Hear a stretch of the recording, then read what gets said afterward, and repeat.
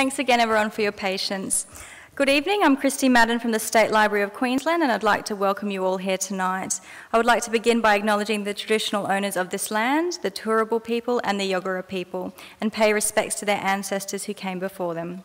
We're pleased to present tonight's talk, Digital Display and Interfaces, as part of the Floodlines, A Living Memory exhibition program. For those of you who haven't had the chance yet to visit the SLQ gallery before coming here tonight, this exhibition reflects on the personal stories of Queenslanders who experienced the 2010-11 floods and cyclones and celebrates the resilience of communities. This content is expressed through various digital forms, including the augmented reality Brisbane River, which weaves itself throughout the space. Using an iPad and the Floodlines app, you can simulate the rise and fall of the Brisbane River across the CBD and surrounding areas. Since the exhibition launched in April, this element has attracted a lot of immediate attention as a Queensland first in AR technology. Tonight we are privileged to host a panel of speakers, including researcher and designer Deb Polson and Lubi Thomas, Senior Curator of Digital Media at QUT. Unfortunately, Ben Johnston was unable to attend, but we are excited to have with us the Creative Director of the AR River Project, Jess Huddart.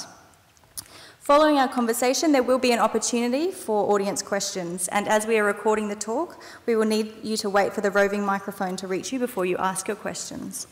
Please be aware that we will be also video recording and live streaming this evening's discussion and question time, and if you do have any concerns about this, please see me or another staff member. And if you would like to comment or follow the discussion online, please use the Twitter hashtag SLQDTC. And I'll now hand over to Lubi. Thank you. Good evening, everybody. Thank you very much for coming on this beautiful, wet evening. First up, in the spirit of digital communities, there's a little bit of audience participation. We all need your help to keep us on track when it comes to time, because the three of us could probably chat here for the next few hours. So at a certain stage, there's a slide that will come up with a second sort of stage proposition, and in the bottom it says, if we're not talking about this stuff, make a signal. So the signal is, hurry up. So when we get to that slide and we're still rambling on about some other bits, could you please all give us a signal, and we'll then get on with the action. So the idea is that we're going to chat about a couple of propositions, and then we'll open it up to the floor for questions, because that's always far more interesting for you guys to tease ideas out of us. First up, I thought we would just do a bit of an introduction. So as Kirsty's already said, my name's Lubi Thomas, and I'm the Senior Curator at QUT in the digital media area. And I've also given Deb and Jess 60 seconds to give you a potted version of who they are, just so you know who we all are. So over to Deb. Hi. I started off a long time ago as a visual artist, degree in fine arts, and then I became an interface designer. I'd done a degree in interior design as well, and I became an interface designer on games in the early 90s. And so I've kind of loved delving in games, and I must make a confession that I'm an avid Dungeons & Dragons player then and now. And now I work mostly in what we would call alternate reality games. So I make games in real spaces, a bit like Dungeons & Dragons, but for families and people to play in museums and galleries and places like that. So mobile phones, public screens, and we use a bit of AR toolkit technology as well. So ARGs are my big thing, and also simulation design. So my other area of design and research is using big data to tell stories about important sustainable concepts. So I've done some neighbourhood design simulations, some farming simulations, some energy simulations, etc., for various different clients and researchers. So those are the two areas that quite often combine in lots of interesting ways, live data and AR technology. So I'm really, I could rave for hours too. So I'm Jessica Huddart. I'm Creative Director of a local design-led digital company here in Brisbane called Josephmark. We have been working in the digital space for the last 8 years, for as long as we've existed. We do everything from websites to apps to installation work to, augmented reality has kind of we've been dabbling in for the last year or so.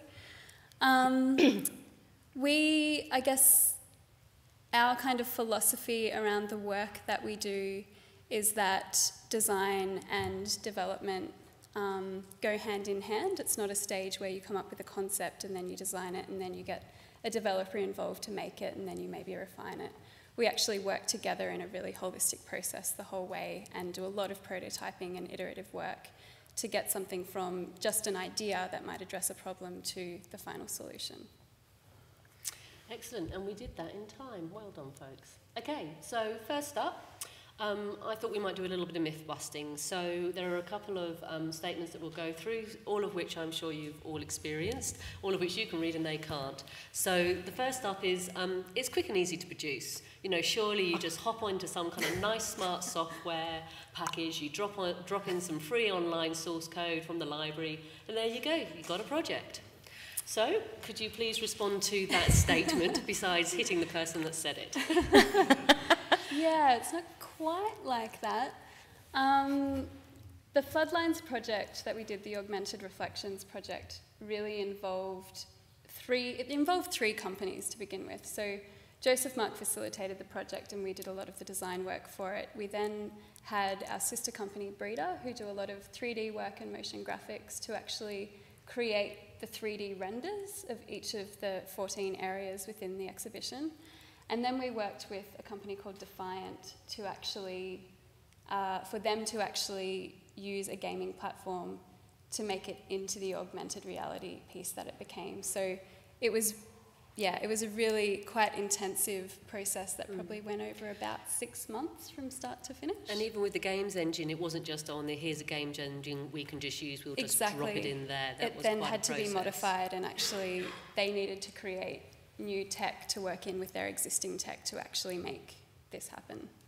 And I guess there was a lot of research. I mean, you know, you're actually trying to give back to people, you know, a true experience or a true data reflection of what occurred. So where did you go seeking that sort of data? And I guess even stepping back a little bit, it wasn't like we just decided we wanted to do an augmented reality project for this. It was about how do we get the visitors to the exhibition to really understand what was happening around these suburbs of Brisbane and Greater Brisbane, and how do we enable them to put themselves in the place without kind of being there at that time.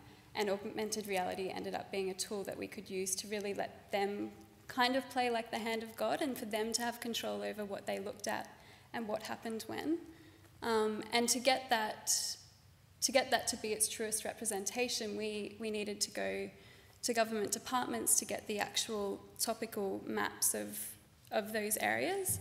And then we built from scratch the 3D models of those areas and worked with Lubi and the rest of the team here at SLQ to actually decide which areas were going to be most applicable and even how much we concentrated on them and what the final renders ended up being.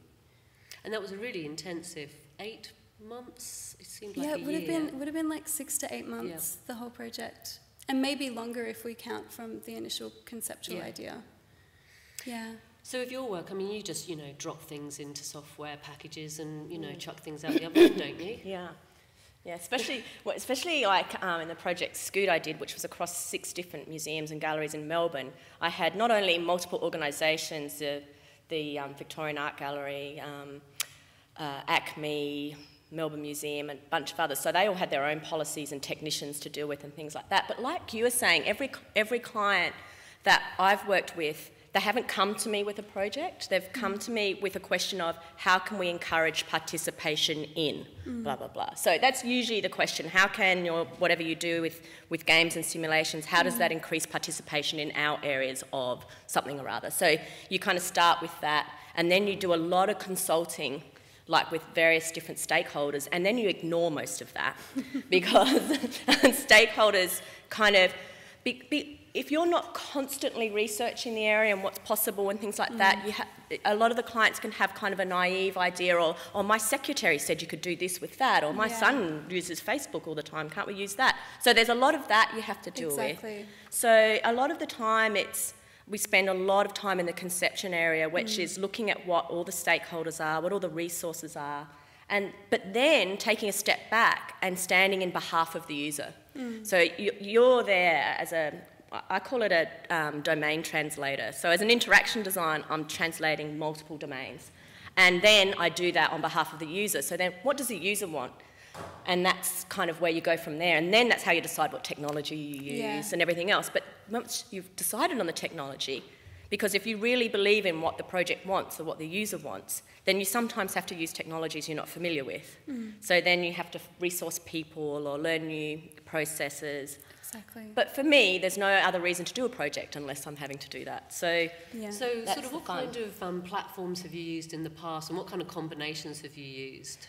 Well, Scoot, for example, because it's in multiple areas, is kind of an excuse to experiment with a whole bunch of different interactions. So it's a carnival game where these creatures from a virtual world have come and invaded these areas, and there's carnival games spread out, and you have to seek those carnival games out through a mobile phone and beat the carnival creatures at their own games. And so those games are experimental. We use some AR technology in the State Library of Victoria where you search through books through this device to find ghosts, and then you capture these 3D ghosts and put them away, and they would tell you a little story about the library. Other ones we would have in the Melbourne Museum where there was Farlap. We had his cousin called Farcical, who was a carnival character, and he was really lazy, so you had to shout and cheer as a group into a microphone in order to get this race or this game to occur on site. So we did a lot of experiment, like it was just an excuse to do a whole lot of experimental stuff throughout that, which meant that you had a lot of different people working on a lot of different things. So we used AR Toolkit, Flash, C++. We did a lot of it worked off a basic database, so MySQL, PSP, a lot of web. I do a lot of things with web technology because then I'm not so limited as to how I can display it. But I remember with the first Scoots, I mean, it really was down to SMS. I mean, you know, you've got to kind of work with who your audience are and what you've got them outside, you've got them moving. What have they got at hand? You know, where that's changed. I have to explain this. This is just this is not a random slide. This was one for you, Jess, about, you know, the whole kind of mapping thing that Ben wanted to talk about, which is, you know, how there's a race going on at the moment. I don't know if you want to expand on this conversation. In terms of 3D technology and augmented reality. There's a race to map the world in 3D, and where we're doing it with, you know, you're sending some poor researcher off to, you know, Brisbane City Council's resources to find the maps. You know, these guys are using military-grade drones. You can't really compete going with these for people. it. But I mean, I guess also that's a reflection of how important and how kind of things like the AR River of Brisbane, how important that's becoming and how much people are picking up on that as a way of understanding their world. Yeah, it is, because it's almost realistic. It's hyper-realistic, really. So, but the good thing about Google and them is they do produce APIs and little SDKs, so you can use a lot of their data. So in a lot of the simulation projects, I use a lot of live data and things from Google APIs and from various different sources like that. So it's kind of good to have that to rely on. They do a lot of the work for you. For both of you, you know, it's always Josephmark as a company, Deb as a researcher and designer. It's always, you must be constantly looking at what's coming through the pipeline, what kind of tools there are out there. But is there a disconnect often between the tools and the users? You know, that kind of conversation as well. Like, or you finding that people are having more? You know, they're more technically. You know, I'm walking around with an iPad and a phone, and a smart device. Are you finding that starting to happen more? I think. I think it is starting to happen more. I think that younger generations are obviously digital natives from the time that they're born. They are digital natives. And I think that the intelligence in the user experience design that companies like Apple have with products like the iPad are naturally intuitive. And so I think that disconnect is becoming a lot less of an issue. And I think it also comes back to the overall user experience that we create and making sure that that's intuitive and that the interactions are logical.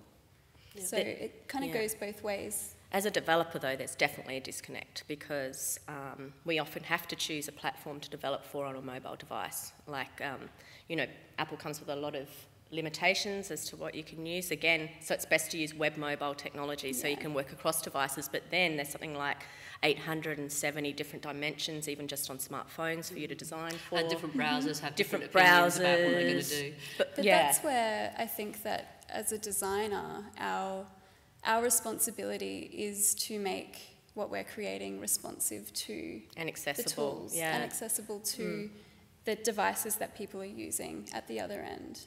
So once you've gone through the pains of actually making the thing, so that wasn't as easy as just dropping it into a nice software package, I guess if that's hard, then I guess the easy bit must be installing the work.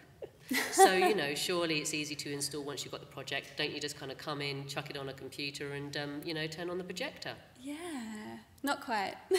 Even I would thumb someone at that point, I have to say, being on the other end of that as well. I mean, for example, with the Augmented Reflections project, we created an app for that project that users would come and use. So, I mean, one part of that, one barrier to that is that we were using iPads, so we are using Apple's iOS platform, and we needed to wait, I think it was a month or 6 weeks, for our app to actually get approved by the App Store before we could even publish it, so that users could have access to it. And I guess there's no negotiating going, oh, we need that really, really quickly. Yeah, and I think we got it down, I mean, we got it through faster than what was normal because I guess they kind of listened to people in urgency. But there's definitely those considerations to be had as well when you are using third-party tools to integrate something. I have the problem of a lot of the times people say, oh, no, we don't do it that way, or that doesn't get done that way. When you're installing in real-world spaces, there's a lot of contingencies that you have to be careful of. But for me, whenever someone says, oh, that's not possible, that's when my spark goes where, oh, this is where all the possibilities and opportunities are. Then as soon as someone says you can't do it, that's like, well, us working out how to do it actually means we'll be ahead of the game. So I'm always looking for the, no, that can't be done. Always waiting to hear that, and then I go, yeah. Yeah, exactly. And there were even humps between the three parties that we had to get together, and then between people within each of those parties to work together. Yeah, it's a lot of creative problem solving of just almost being stubborn in the sense that you don't want to be proven wrong for the final outcome.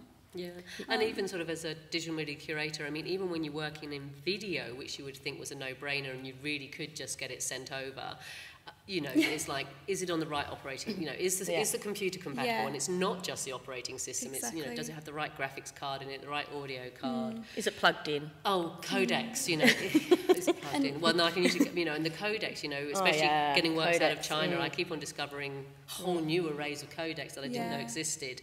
And we do have some great video players out there, VLC and things that seem to be able to deal with most codecs. However, the screens do not like changing between 4:3 and the 16:9 ratio. So then you get into a whole hoo-ha. So you have to build a show reel because your video, you know, your media player, the screen can't cope with the media player throwing two different ratios up at it. And the day that we get an international agreement on audio levels will be the day that I am happy. Because that's the next thing that happens is everybody has a different audio level. But you don't want to use just a graphic sound equalizer because that just takes out all the top bass, all the top and all the bottom. So we're sitting there on a computer looking at looking at the graphics of the audio visually and just trying to match everything up. Sort of, you know, the easy bit was someone sending me the hard drive, and from then on, it's a nightmare.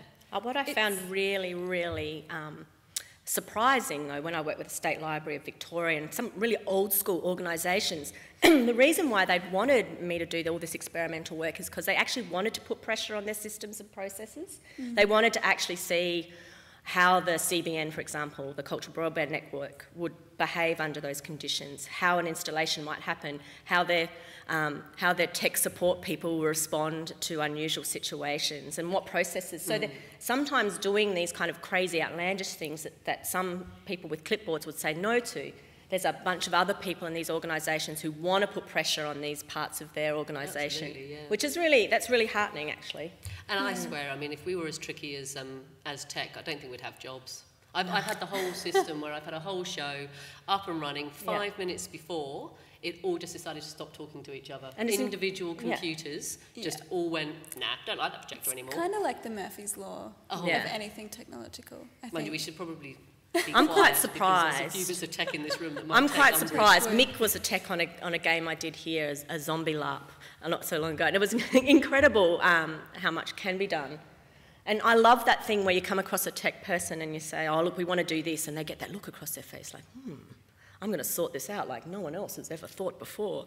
And you just go, yeah. and then they come back with some resolution that's better than you'd actually requested. So those collaborations are really good fun. And I guess that's the frontier of imagination and creativity is, you know, it is always pushing those boundaries. It's not being, it's kind of constantly problem solving on the hop, even when the show's up and running. I mean, there is no moment where that stops. And being optimistic that there's an outcome.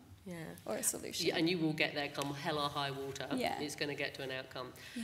So I guess, you know, if it's not easy to make, and it's definitely not easy to install or to keep running, certainly, you know, in a live event like Scoot, where, you know, you're having to talk to everything very nicely in an exhibition, you know, why is it that you're doing it? You know, why are you compelled to keep on making projects like, you know, the Augmented River, and why are you still continuing unstoppably to push the area of, you know, digital display and physical world and digital slippage that you persist and keep on making works in? What's driving you? I think for me and for Josephmark, it's actually this drive to keep on bettering.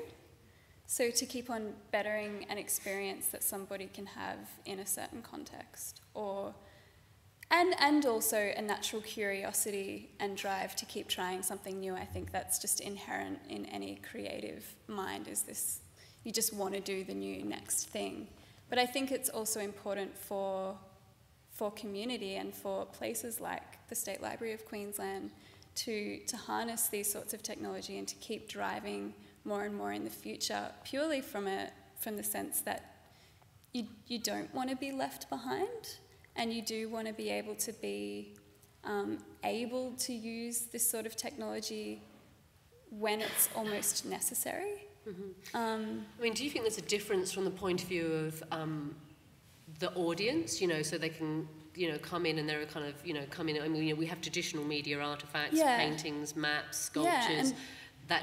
People are wanting more. People are wanting more stimulation and more creative ways of experiencing something. And I mean, we couldn't have told the story of what happened with the floods in quite the same way that we could without creating this installation with augmented reality and allowing the user to have control and for them to have that emotional connection to a certain area. We couldn't have done it without that. So yeah, I think it's also coming from the user, they're demanding it. So I guess is that kind of that slippage from viewer to user, so you are actively involved in your experience of viewing the work in inverted commas, viewing because you become a part of the work. Yeah, and controlling it.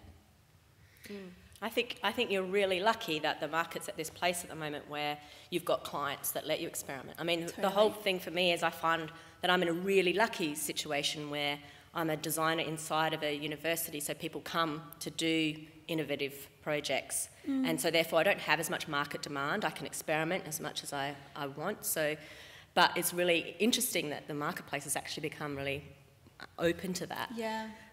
For me, the reason I stay in it is quite selfish. It's like every project is an excuse to make new friends. That's how I figure it. We were just discussing how many social media. Yeah, I mean, you know, it's incredible to be part of a creative community, and every project means you're meeting new people. But not only that, you're meeting new people who push your skills and your concepts and your knowledge all the time. I mean, the augmented reality community is quite intense, and they come from theatre, literature, they come from technological backgrounds, they come from music, you know, there's all sorts of amazing things going on that not one skill base can take care of. So A, I can experiment, B, I can make new friends, and C, you can demonstrate. What's interesting to me is a lot of these AR technologies and these projects I've been doing are about demonstrating to users how they can imagine using the tools themselves. I tend to never make a project that can't be made by a user. So part of the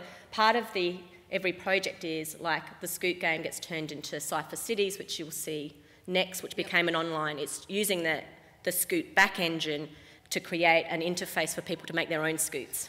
So and a lot of the tools and stuff that I build in every project become assets for other projects as well. So that's probably why. So then that's kind of really that's taking that idea of, you know, because I come from the cultural thing, curatorial, in a space called a gallery, roughly speaking.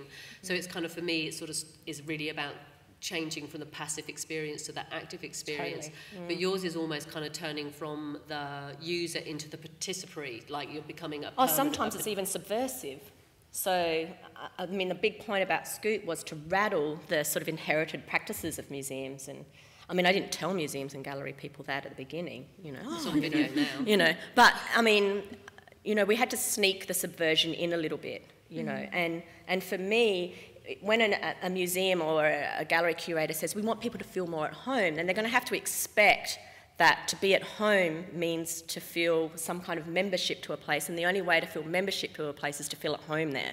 So basically, when the art galleries asked me to make kids more engaged, it meant that they had to be able to make a lot of noise, throw stuff, misbehave, and do some really subversive acts. So, you know, that was a really interesting thing for me. It's not only being a participant, but being a rule breaker so that you can actually see how plastic these inherited practices are. So, you know, by bringing AR technology into everyday environments, suddenly one of the nicest things a player ever said, and a lot of them do say this of Scoot and a couple of other games we've done, they said, now everything looks like a game.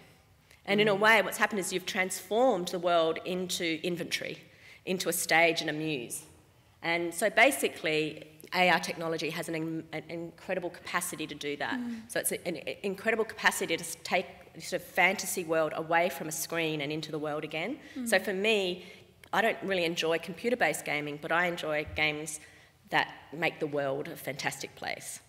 So. And that's where I sort of think there's a really interesting slippage between AR and what you were doing with the River Project and where you've already been playing and developing that space of having physical objects and physical interactions that have actually a digital response to them, such as something that kind of goes back to your computer and it knows that you've won some points because you've done something. So, I mean, do you think, again, I mean, that's obviously your area of passion, but, you know, are we going past a point where people, you know, don't just want to read text on a screen and go, that's a digital experience? They're actually kind of wanting to... I mean, I think it's quite hard. You know, people are well trained when they go into galleries. They want Minority Report, they want Iron Man, they want Prometheus. Who doesn't? And it's not that far away. It really isn't. Just a few $1 billion away, I guess, and you know, yeah. a big team. But it's, I mean, it's almost real. But people want to have fun. I mean, they want things to do that help them interact with other people. So a lot of the things about AR technologies is it creates an exclusive membership to an alternate reality.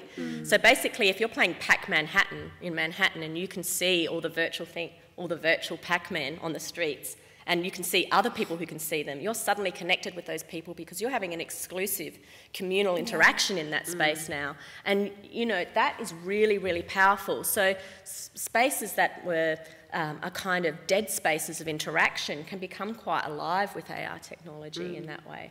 So I think that's really important too. And actually, we've just got Milk Up, which I think is a really great project. And this one's really one of those ones where you've kind of facilitated, it grew out of Scoot, and you kind of really facilitated this space for classes. And for classrooms and kids. So kids get to, like, these are pictures of kids at the Adelaide Botanic Gardens. So they, instead of following that normal questionnaire on paper, where you ask questions about going to look for things there, they all go and do research on certain parts of the gallery. Of the Botanic Gardens, and then they come back using the Scoot engine again, but with a private interface. They make their own game challenges and guide games through the online system that's instantly available on their mobile phones, and then they play each other's games. So they're both the teachers and the learners. So it's not like them coming and be given a prescribed way to learn in that site. They come there again, and they see that site as a muse for learning, and they actually, that synthesis of turning information that they're seeing into something they have to pass on to someone else is really exciting to watch. That's great. Yeah, and I think that's sort of a growing space as well. So this is the other one. This is my favourite. You have to explain yourself for this one. I don't know how I scored this, but I'm doing it again this year. It's a 36-hour. They let me, you know, there's grass up here between the Goma and the library, and they let me set up a survival camp there.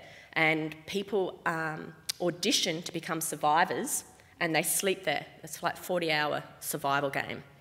We did a call out for zombies. We thought about 20 would turn up. 120 turned up. We had, that's me with one of my zombie crew there. I was the commander-in-chief. So it was this zombie story, a typical zombie story that I so wasn't into before, but now I'm crazy about. But basically it was a game where we set up challenges and the whole site transformed. I mean, there was people watching. So basically we had to build a whole bunch of challenges and missions using a bunch of AR technology as well for these people to survive the 40 hours. And we just hammered them. Like, they got attacked by all sorts of things. They got Nerf training. They did all these sorts of things and then played out all of these. So we had some actors, some writers, just some nerds off the street, but it went for 40 hours. It's exhausting, but the most fun I've had in a long time. And we shot a lot of it, so we've been able to make webisodes out of the actual event as well. So, yeah. And that's a really nice idea as well, is how, again, you know, it's not just one artefact, it's not just one thing that starts and stops at this point, but there's all these spin-offs, there's these, you know, spin-offs of product, spin-offs of community, spin-offs of, you know, learning, both from the point of view of delivery of those kind of events as well as from the point of view of participating. But it was just the community coming together too, like having the whole auditorium at the edge filled with people putting makeup on that have never done it before, turning themselves into zombies, doing all sorts of crazy stuff, and basically we were given all of the underground access too of this whole area, so we were having underground battles where we had red lights and fog machines, and it was really scary. And and we the edge was all the internet was turned off, and you could only hack into certain areas to get information from the lab. And so we created all these sort of augmented reality, in that they weren't real organisations and they weren't real. So we set up a whole virtual reality around them about the world gone wrong. Plus, we get the best camping spot ever. Yeah, which is kind of worth it. And what was the cool response from the participants? Well, most people, again, didn't know how to behave. Like, you know, like you go to a film, you walk in, you know what the interaction order is. You get a ticket, you walk in, you sit down, it starts. Now, when you ask someone, we didn't even know what to call it, you know. So nobody's quite sure, even with Scoot and a lot of my other projects, no one's quite sure what to expect. So there's actually this overcoming of a barrier that you have to design really well for. And the good thing now is that we've got all this nice media that tells a story about the zombie survival game, is that now we tell the story better, and now we've got a lot more people interested than last year. It's kind of interesting. I mean, you would remember in the 90s and maybe even going on in the early 2000s, there was this terror that, you know, gaming was going to be the end of society and social behaviour, and our kids weren't going to be growing up knowing how to speak to each other. I mean, you know, in fact, there are more and more of these events. But what happens developing with these kids and these, because it's mostly young people came to involve, they brought all of their experience from gameplay and all of their experience from narratives, and they were able to engage instantly with the tropes and the processes that are already set up. And that's why we used the zombie, because we knew the maximum amount of people would understand. And they were so critical. It's like, well, this is a virus. Are they the undead or are they the virus? And like, there's all this technical stuff about zombies, right? The nuances. And you know they're for real, you know. So we did a lot of research. We set up one of the things as a lab, so they had to actually do experiments using kind of pH activators and a whole lot of things. So the thing is that all of that bad stuff they did as kids became really important for them to be able to interact and make new friends in this situation. So I'm all for it. And the last kind of few slides have just been going through from exhibitions that I've been involved in, so curated. And I guess for me that's really important that it is changing from viewer to user, and that you also become kind of almost, there's a performative element that actually to engage with these works you suddenly are almost kind of, it's performative, and therefore you become the performer for somebody else to watch you interacting with the work. And I really, it gives me a lot of different ways in which to engage with that kind of cultural conversation with people, which I personally really enjoy. From a design point of view, you know, when you design a show that has static assets in it, you know, you can have, you know, you can place them and they stay there and they still are the same that they were 5 minutes ago. But when you're actually starting to design into a dynamic space, it's like all of these conversations that are going on. So it's like a community of works rather than individual works that are kind of building on each other as a kind of context. It's a complete performance. You can never tell what's going to happen at any one point because different things are going to be happening on different screens, even though you know each one of those works very well. So it's kind of like, it's like a live baby. You kind of put it in there, do the best, and it sort of starts to generate its own experience. And so therefore, as people coming, as an audience coming, it's not the same show for anyone. It's completely different. Not only do you bring yourself, which is what you always do with a static exhibition, but also you go into a dynamic space. So then it's different for you literally as, you know, rather than a static environment. So those are kind of some of the drivers that I really enjoy, which are a lot more kind of in the, that's not half as much fun as zombies, but, you know, no, but I mean, got to do when the you gallery create, stuff. like a lot of the thing with these digital works is the problem of how hard you make it for the user, like, especially when you're designing games or even when you're doing an interactive work in a gallery. You know, everyone's sort of concerned about how hard it's going to be for someone to do. But actually what you find is people only get real satisfaction out of overcoming that challenge, or that kind of, that moment, that aha moment where they've worked it out is such a lovely moment that I kind of find that that's part of the satisfaction with the work. Is You're that, completely right. you know, that kind of thing. You can see it. Oh, right, got it. Yeah. And I love it when you get into these kind of situations where some people have figured it out and other people haven't. And then they tell each other. And there's all sorts of people in our community. So some people don't want to tell and to stand back and see whether people pick it up or not. Other people are running out the gallery, grabbing people, going, I know how to do this thing, come in and I'll show you. Yeah. So you have this kind of really interesting dynamics that occur actually within the group, which I find fascinating as well, how people deal with that. So, why is it important that you go down these less charted waters? Is this the signal why is slide? it that you go venturing down these spaces? They're not easy roads to take. You know, there are lots of unknown rocks in shallow waters. And also, in consideration that you do insist in toddling off down these places, what do you think's coming up in the next 5 years? Where do you think and I know, I started off with 10 and went, no, 10. Chance in 10. But even in 5 to okay. 10, in your case, Deb, maybe you can go for the whole 10. You know, bit of soothsaying. What do you think is maybe coming around the corner? Well, to answer the first part of the question, I think it's impossible not to go down these uncharted waters. I think we can't, I don't know, I guess it goes back to my previous answer about inherently in who we are, as creative people, we can't not go down the corridor that everybody else isn't. I think that's just part of the natural curiosity and drive to do new and different things. In terms of what it's going to be like in 5 to 10 years' time, see, I wouldn't be surprised if we suddenly had like just floating screens and we can suddenly be pulling out everything. I don't think that's that far away at all. In fact, I know people who are prototyping it right now, and I think we'll be self-projecting. Yeah, I just think walking around projecting virtual profiles of ourselves. Thinking back 5 years ago and trying to imagine what 2012 would be like. That's why I shortened it down from 10 to 5, because it's almost too big a leap. So do you think it's a hardware revolution? I mean, I actually did say in brackets, so it is on the slide as the disclaimer. We're not even talking about 3D printers, which I personally think are a massive implication. Yeah. So we'll leave that to one side, or else we'll just get obsessed with that. Yeah. But do you think it is a hardware leap next that's coming? I think or a lot of both, I think a lot of it's kind of software and hardware driven a lot of the time. It's what's interesting is that kind of continue to be this real there'll be fusion. Major hardware stuff. Yeah. You know, not like the Surface or anything, but like there'll be some major stuff that comes out that'll make a big difference. But to me, like I'm working with Hoodlum on a lot of their ARG projects where they do alternate reality games around TV shows, and I have this, I don't know if it's a fear or a desire that it'll be hard to tell between our fictional and our real lives over time. Like, this is a slide that shows the websites for the fake characters that Hoodlum actually built up. But these ones down here, the ones that fans made up. So fans became part of the story just through their own co-production. And Hoodlum were looking out for it and bringing them in. So it's kind of people being actors and themselves at the same time all the time. And so for me, it's like, what kind of software is going to facilitate that? This alternate reality. Has anyone seen the Michael Douglas movie, The Game? Yes.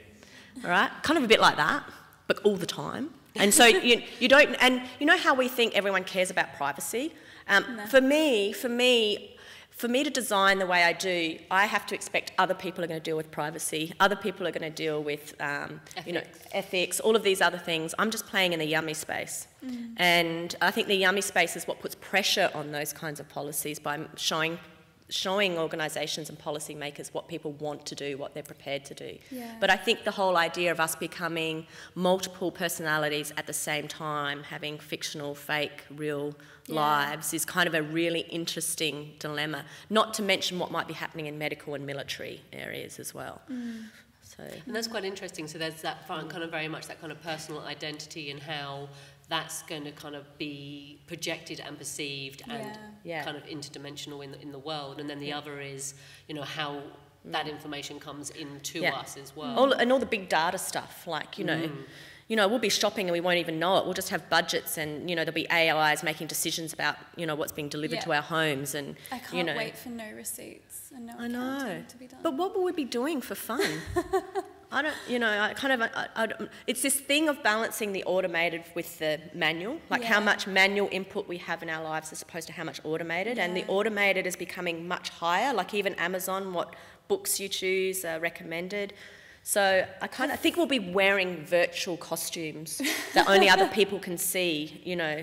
So I might be sitting here talking with you, but my virtual costume that maybe some of you can see because you're playing the same game as me, you'd be seeing me as that character, and I'd actually be communicating with you on a different level. That's right. We were talking about yesterday, you know, like you would be eating calories, or if you're walking, that sort of that exercise that you're doing in the real world is actually feeding, you know, hospital points into the game that you're playing. So, you know, if you're doing physical exercise in the real world, you're adding, you know, something to a character in a specific game that you're playing in. I mean, a lot of the really big companies are doing a lot of what I like to call DesFi, because I'm into sci-fi, right? And I think science fiction is all about us practicing possible futures and seeing what we feel about it. And some of it's not that good, but some of it's good enough for us to think about that. And for me, design fictions or DesFis are all about designing possible fictions or possible futures for us to play around with. So, for example, Corning and a bunch of big companies, they commission a lot of prototypes and a lot of videos of worlds that don't exist yet. So Corning have this video of a woman getting up in the morning, a day in the life of, where it shows all this AR technology happening. So I've done that for Nokia, I'm doing some stuff for KBR and a whole bunch of other big companies that are all sort of commissioning these works of. So they're trying to get ahead of the game, and they're also trying to show you what their profile would be in 10 years. But it's these things that everyone's getting engaged with. If we can't make it now, they're in a race of what we would make in the future if we could. Yeah. You know, so it's already the future is kind of... There's been a really big shift of kind of taking the imagination out of science fiction, which is a cultural thing called literature, and actually taking that whole kind of imagination into the design, the creative industry space, and go, don't worry about what's pragmatic and practical. Launch further into the future. Just write the science fiction, the design fiction. Yeah, just keep the imagination going. Yeah, and I got a bunch of students who do a DesFi course with me where all they're taught, even though they're interaction designers, is green screening. So they design a whole bunch of interactions around a future concept that's not even around anymore, and then they green screen that into their everyday lives. And it's amazing how difficult it is for them for months to get out of it doesn't matter if it's not possible. It's so hard for our brain to stop thinking about what's the limitations now and not think about those. So they have these wonderful portfolios now that sit in these community portfolios of these future DesFis, which is really quite incredible, but really mind-bending for them at first. Yeah, it is hard. It's hard to think outside the box. But I guess that's the business that you're in, which is great. Yeah, no boxes. No boxes. Well, on that note, I hope we've taken you on a little bit of a journey, and we've got some time for questions and answers. As mentioned, I think probably the interesting part is if you've got anything that you'd like to pick up on or ask the panel, that would be great. Sorry we haven't actually shown you any works, but if you want to see them, you just contact us. Yeah. Oh, there's things been going on behind you. you. Screens. We can't actually see you because it's a glow here.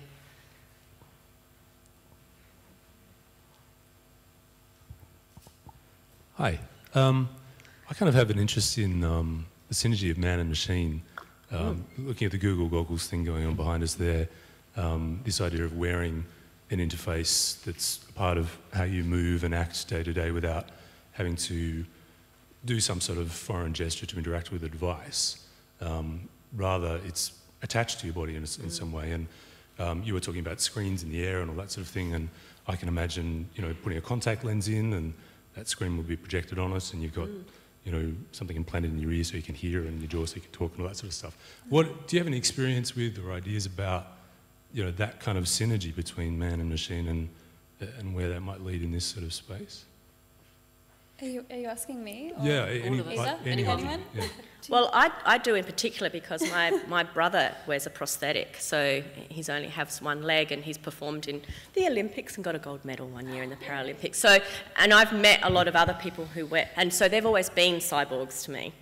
So cyborg means man on a bicycle, and my brother is a cyclist, so he gets snapped in with a piece of titanium into a bike, and he becomes part of it.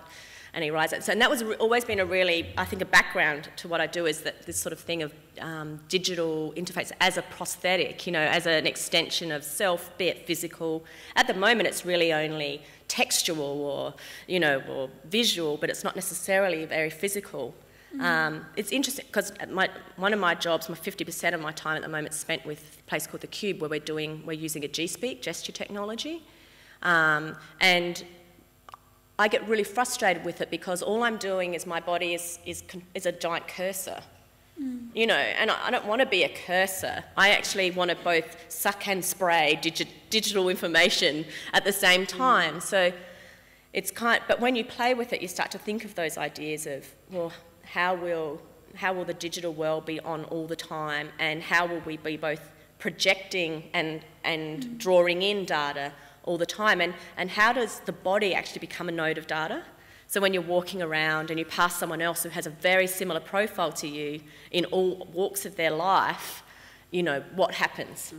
I think clothing is really a space as well where that's moving into. So there's a real there's been some great leaps with digital, literally digital technologies woven into fabric. So, that idea, if you met someone that had the perfect profile, you both kind of light up in the same colour. Yeah. I mean, even looking at existing applications like Nike's Fitband. Yeah. Oh, yeah. That's already kind of, at a really, really high level, going down that track of kind of machine and man becoming one. Because that's monitoring everything. All sorts of, all kind of everything that's going on in your body, isn't it, for you? I'm sure the government's really interested in all these things. This idea of you walking around as a node of data. Yeah. It's both the dystopian and utopian views of these sorts of things as well. I mean, I like to keep it in the light area. But of course, science fiction lets us think about the dark areas of these things. But I kind of like this idea of, the subliminal. There's no such thing as a subliminal anymore. Everything's out there. Everything's sort of, there to be sort of drawn into a system and be processed and then spat back out again. How do we physically evolve from that? How they used to have that, is it Sony or whatever, who used to have the giant eyes or the giant ears because of the way you use the machinery? Oh, yes. I'm thinking 50 years, this whole Actually, thing. the way your body adapts to it, yeah. Yeah, but I think it's a really interesting question because it's kind of this thing like, are athletics true athletics if they take drugs to, do these things? Like when we become professionals at the moment, people who are much better at searching with Google in my area of my academic life, you do much better in your role. So already having a kind of a command or a presence in the virtual world already helps you professionally in terms of your life, but also in other ways as well. So I think there's already these very strange things kind of going on, and the sort of data that's out there. I mean, I was talking before about the fact that I have 7 Tumblrs, 3 blogs, 4 different Twitter accounts, 3 different YouTube channels. It's like, how much, Stuff, a lot of crap is still crap, but it's kind of this interesting thing about how much of the data and how much about ourselves is actually of interest or is going to actually stimulate any interesting experiences. And I think that's one of the big challenges. Like, we're making big data sets, we're now making mega data sets, and it's like, well, it's just data. And converting data to information and then information to knowledge are big steps. But you know what's going to happen? You're going to be walking down the street of Paris or something, and inside your mind you're going to say, what's that building? And up a display will come, and it'll tell you what that building is, and it'll show you a story, and you'll dance with a holographic person that's just walked in front of you. I don't know, I'm just making it up. But, I think that lots of data in terms of the prosthetic body. Well, it's the portals that are going to start mattering. There's the data there, so how do we actually feed that data to us how do you in a way turn it that on we and can off? make it sense? When do you want it, when do you don't want it? And how do we stop information overload? It's almost already email overload. Yeah. And maybe it'll just be mind controlled and you can just say, I want nothing. You just lay down. You don't even get up. Close your eyes. Just turn off. Oh, sorry, that was a long answer. Any other questions? No.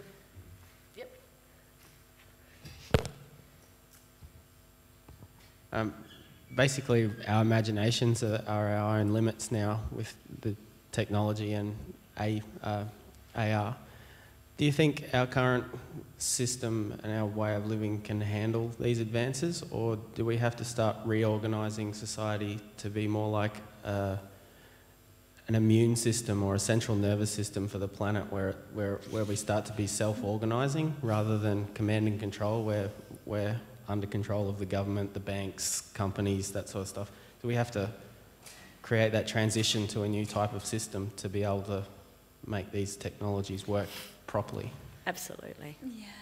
And I think we always have been. I think, you know, if you'd asked that question in medieval era, talking about, if we're going to modernise and start kind of becoming, you know, a democracy rather than a kingship, are we going to have to, you know, I actually think that it's not a new thing that our society has gone through. It's kind of a never-ending story of society. So, you know, and I think it's kind of interesting as well that there's that kind of big central idea of central data, but as sustainability conversation and theorists are starting to say that we can't even have national policy on what is a plan for sustainability, because they've kind of worked out it needs to be a micro solution rather than a macro solution. So there's some great projects out there that are busy going, well, we just have to do this in 100-acre lots because it's that complex, because there is no one solution. So I think actually, you know, digitally as well as physically, I think we're going into the kind of micro system. We can't forget too that there'll be digital ghettos in the world. Like, you know, I mean, we're talking about our sort of Western society, very privileged society, and I love it when there's these projects like, you give an iPhone to starving people in Africa and, you know, they'll be able to do all this stuff and their life will be changed. That's sometimes the case, but not always. So the infrastructure, policies, people's expectations and ways of life, lifestyles, of course, will change with all this stuff, but it's interesting on a global perspective what that means as well. You know, we're doing a project on green building sustainability, and there really is only one small zone on the whole planet that you can actually build a sustainable building. You know, everywhere else, it's actually taking away from the planet. So how do you actually, if you can't even get regional policy, how are you supposed to create these global ones? But I guess these big companies like Google and big companies like Yahoo and mining companies and all these big companies are the ones who will make the infrastructural changes. Yeah, and they'll almost be like the guardians of all of that and the controllers. It's going to be like Logan's Run. It's just another movie. I think there's plenty of room for innovation. The big companies are like, they try and buy innovation. They're not really good at coming up with it. So I think there's plenty of space for small groups. Like I'm co-organising a global disaster resilience event for October to be at UQ, and we're currently investigating holograms. So we're negotiating with Nickelback, because they're going to be in London to have a hologram streamed here for our fundraiser via a 20 megabits a second uplink. Holograms are definitely the way, but combined with haptics, so that when you touch a holographic image, or you actually get feedback. Yeah. You know, that's going to be interesting. Well, we're looking at having our logo, which is a world and a puzzle, done in a 3D image, so that we can have live venues that are streamed our information and our panel discussions all around the world, and we can pick a puzzle piece on this. And that's here? No, we're talking to Muson, who are world leaders in holograms, to develop this. So hopefully in the next few months we can have something together. But and then Google will buy you. Yeah. Oh well, no, we're not going to sell out to the big guys. No. We're trying to create digital platforms for collaboration that will bring anyone from an entry-level knowledge up to an advanced level knowledge, where they can join the conversation and create global coherence around the highest level information, basically, so that we don't have to rely on governments or business to get things happening. That's really important. Accessing thing. Because a lot of the tools are there for people to make those sort of experiments, to take that. A lot of the time, big data projects are about about contributing to everybody's conversation about these big issues, because so what if there's a lot of data out there? How do we actually access and communicate and demonstrate what that means and how that can happen? So there's still a huge area of innovation in interaction design and AR design to, utilise this in a way that is different from how the governments or the military... And not just how we communicate to the digitally savvy, but how we communicate to everybody. There was a couple of other questions over here. Hi, I'm almost embarrassed by the simplicity of my question, having listened to all this sort of stratospheric conversation, but I thought I'd ask it anyway. I was really intrigued by the Floodlines exhibition, and thinking how we could use that technology not from looking backwards but looking forwards. So when the next flood arrives in Brisbane or anywhere else in this state, how close are we to really being able to take an app to the Refidex and saying, well, when the flood's going to arrive, and okay, it's not coming till tomorrow morning, so I can have my birthday tonight and it'll be all right as long as people are out by 5 o'clock. That sort of approach to give people real understanding of the impacts of flood and when it might affect them. Is that That's going disaster on, management. Disaster planning is going on. I think actually, I'm not, you might have more of a handle on this, but I'm certainly aware that after the floods, and of course it's the natural reaction is the first thing that everybody goes is how can we make sure we can avoid not knowing about this the next time? Because, as human beings, we're really good at forgetting stuff. It was in our lifetime and we even forgot that you flood here in Brisbane. So I think there's a lot of conversations and it is around 3D mapping, it's around gathering the right data, and it's around bringing those things together and then doing all of the kind of algorithm maths around that to kind of give the what-if scenario. And a lot of... the Cube is certainly a space where we're trying to work on this as a challenge. A lot of scenario building. A lot of scenario building. And putting you in the what-if, putting the viewer or the audience or the user into the what-if position. So rather than here's one simulation, here's another one, and here's a third, and you go, it's none of those. Heck, we don't have a plan because it wasn't one of these pre-recorded concepts. It's about kind of having enough data, which requires an enormous server somewhere to keep it all and make sure that you can simulate fast. Again, you can use a lot of the data that's out there. So we've been working on how to create a platform that you can... it's like a mashup platform. So if there's, like, for example, we did it with the tsunami and with the flood, the Japanese tsunami, is that basically you can put in some search items on there, like Brisbane, flood, the day, the year, and it will just bring up a mashup of all the data, Twitters, YouTube, news, all there, what's happening in your community. You could even put a neighbourhood, and so it actually throws up all the information. But the thing is, like, I was in New Farm and we had power went out, so, I didn't have my computer anymore, and so I had to go onto the street and met lots of lovely people. But the thing is like, how do you use these existing tools? You don't have to build your own. Like, there's so much data and like APIs and models out there where you can actually create single interfaces that bring you up all the latest data from multiple sources. But you have to do it in a way that brings you up. The hardest thing is to bring up the most correct response to that, because you can put in floods and get all sorts of pictures. And something meaningful and relevant. Well, it depends who's looking at it. So if you're someone that's trying to plan for a disaster, so how do we equip the SES? Where do we think we most likely need our resources?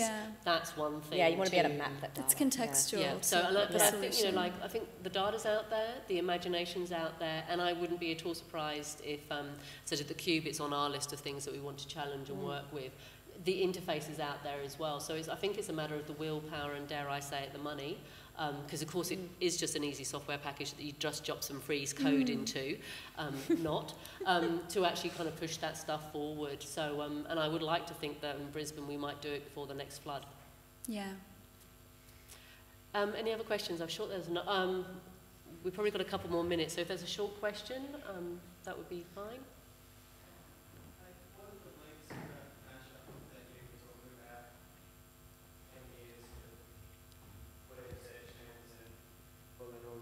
Sorry, can you ask that on with the mic? Yeah. Sorry. What are the links for that mashup that you just talked about? Oh, okay. So we've done a fair bit of prototyping where mashup's actually quite simple things to do. However, it's about making it searchable, layers, categories, all of those things. So building a system around that, which again is using pretty accessible tools. So databases, APIs.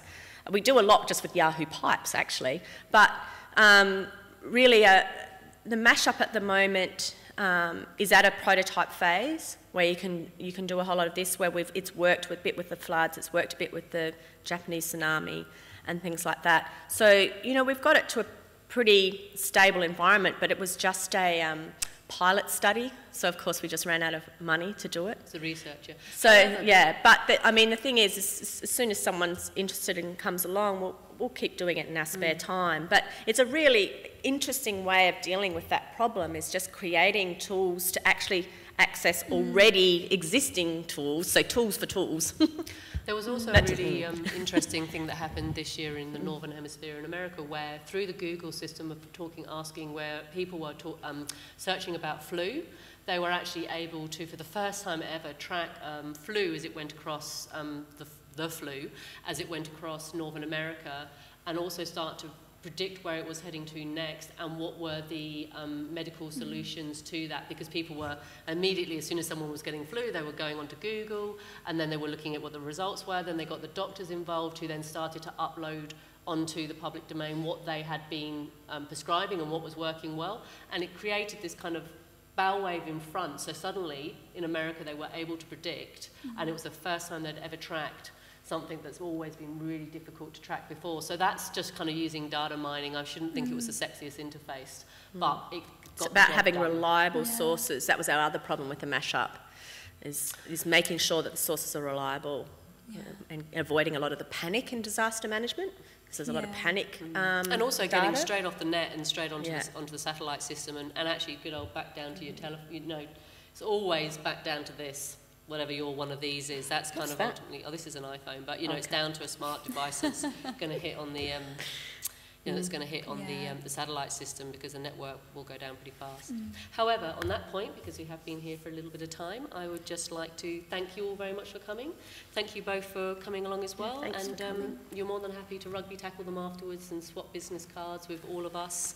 Definitely interested in that holographic project. So thank you very much. Yeah, thanks.